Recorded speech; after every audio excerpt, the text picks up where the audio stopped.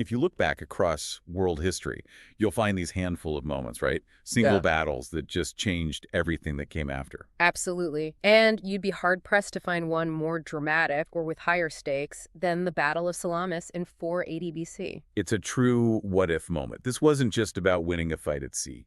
Not at all. It was the moment that pretty much saved the culture and ideas that became the foundation for, well, for the West.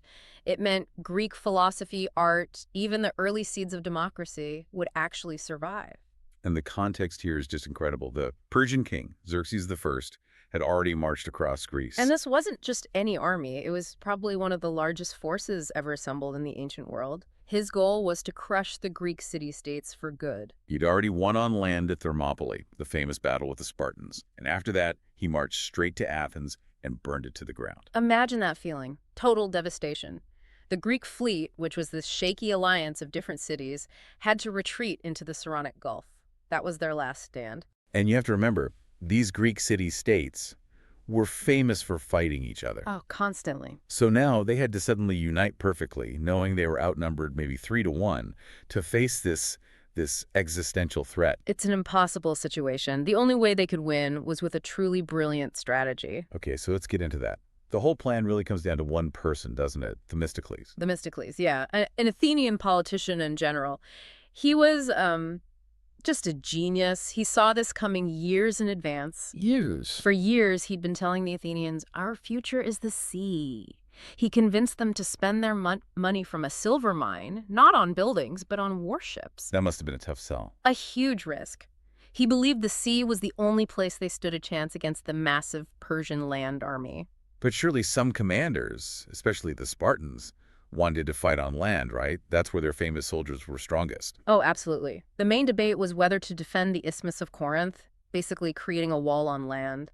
Many wanted to forget the navy and just focus there. So how did he convince them? He had to use everything. Logic, persuasion, even interpreting religious prophecies. But his trump card, the thing that won the argument, was geography. He'd already chosen the perfect battlefield. The perfect ambush location. He picked the narrow waters, the straits between the mainland and the island of Salamis. Why there? Yeah. What made it so special? It's like weaponizing the terrain. Think about trying to drive 3 huge semi-trucks side by side down a tiny one-lane alley. They just wouldn't fit. Exactly. It instantly made the Persians' biggest advantage, their sheer number of ships, totally useless. They couldn't surround the Greeks, which is what you want to do in open water. And it wasn't just about how narrow it was. There was something else about the water itself. Right. It was deep enough for the ships, but the straits had these hidden, really strong currents, and they would change direction during the day. Something only the locals would know about. That's the key. It was Yeah. local knowledge. The Greeks knew how to use those currents. For the Persians, who had no idea, it would just create more and more chaos. So the whole strategy was about flipping the script, taking the Persians' strength, their size, and making it their biggest weakness. And the tool for that job was the Greek warship, the trireme. The trireme is just a masterpiece. The name is simple. It just means 3 rows of oarsmen on each side. Try for 3. Yep. And these ships were not built for comfort. They were built for speed and, most importantly, for agility. They could turn on a dime, stop, and accelerate way faster than the bigger Persian ships. And their main weapon wasn't soldiers with arrows. It was the ship itself. The whole ship was a weapon. It had a huge, heavy bronze ram on the front. The goal was to use the power of about 170 rowers to punch a hole in the side of an enemy ship. So you're not trying to cut it in half, you're trying to puncture it. Puncture it below the waterline. Water rushes in, and the enemy ship is either sunk or just completely disabled. So each ship has, what, around 200 men? About that. Mostly rowers, a few sailors for the mast and sail, and then a small group of soldiers for when they had to board another ship. The coordination must have been incredible. Yeah. And that's the big contrast, right? The Greeks had this one highly specialized, very standardized fighting machine. The Persian fleet was different. In open water, their ships were actually faster, and they carried way more soldiers. They did, but they had these deep structural problems that were exposed in the straits. What was their Achilles heel then? Well, first, it wasn't really one unified navy. It was a collection of ships from all the nations the Persians had conquered. You had Phoenicians, Egyptians, Cypriots, All speaking different languages. all speaking different languages. Imagine trying to coordinate a complex battle maneuver when the captains are shouting orders in 5 or 6 different tongues. It's a recipe for disaster. The confusion was basically built in. It was. Mhm. And the second problem was just their size. These huge ships were perfect for the wide open Mediterranean, but in the tight straits of Salamis, they were clumsy. Their greatest asset became a massive liability. Okay, this is where the story gets really good. Themistocles doesn't just rely on geography, he pulls off one of the greatest bluffs in history. An amazing piece of deception.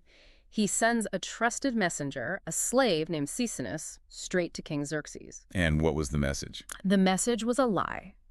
It said the Greeks were terrified, they were arguing among themselves, and they were planning to escape through the straits that very night. And Xerxes bought it. He bought it completely because it's exactly what he wanted to hear. It played into his arrogance.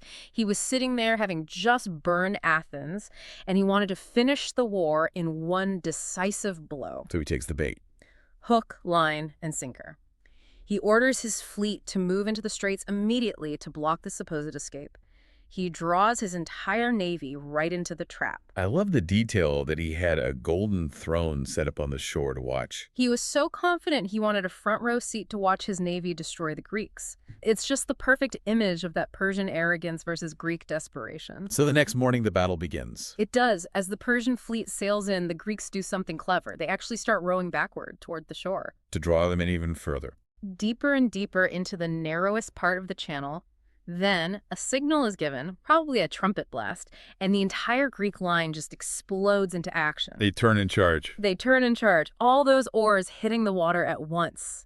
And for the Persians, it was instant chaos. Because they were packed in so tight. Way too tight. The front line of Persian ships gets rammed, and they have nowhere to go but backward into their own second and third lines that are still trying to push forward. It creates a traffic jam. A massive jam. They can't move forward, they can't turn, they can't defend themselves. They're basically sitting ducks. And the Greeks just went to work with their rams. Ramming the sides to sink them, or just as effective, shearing off all their oars on one side. That turns a warship into a spinning, helpless log. And this is where those hidden currents come back into play, isn't it? Yes. As the day goes on, the currents start churning, throwing the big, clumsy Persian ships around even more. The smaller Greek triremes could navigate it, using the wind and water to their advantage, slipping through the wreckage to find new targets. If ramming didn't work, what happened next? It became brutal, hand-to-hand fighting.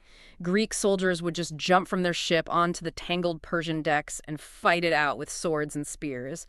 In all of this chaos, there's this one incredible story that stands out. Queen Artemisia. Artemisia I of Halicarnassus. A woman commanding her own squadron of ships for Xerxes. It's amazing. How was she as a commander? The sources say she was brilliant and absolutely ruthless. At one point, with her ship being chased by the Greeks, she did something unbelievable. Why? She turned her ship and rammed a friendly Persian ship. A friendly one. Why on earth would you do that? To save herself. The Greek ship chasing her saw this and assumed she must be on their side or had switched sides, so they just backed off and let her go. Pure deception. It worked. It worked perfectly. She sailed away, and Xerxes, watching from his throne, supposedly saw the whole thing. What did he think? He was actually impressed. He famously said something like, "My men have become women, and my women have become men." Wow. A serious insult to his other commanders. But a huge compliment to her skill. But by then, the battle was lost, the confusion was total. Xerxes finally gave the order for what was left of his fleet to retreat back to the open sea. And the numbers, at the end of the day, they tell the whole story. They really do. The Persians lost something like 200 ships. The Greeks lost only about 40. A huge difference. And another key detail, most of the Greek sailors whose ships went down could just swim to the nearby shore. But the Persian sailors? Many of them were from inland parts of the empire. They couldn't swim. So when their ships sank, hundreds of them drowned. It was a complete and utter disaster for them. This loss must have been a massive blow to Xerxes psychologically and militarily. Huge. He was terrified the Greeks would now sail north and destroy the bridges he'd built to get his army into Europe, trapping him. So he took the bulk of his army and retreated back to Persia. He didn't abandon the war completely, though. No, he left his general, Mardonius, with a very strong land army to continue the fight. But the heart of the invasion, the naval power, was broken.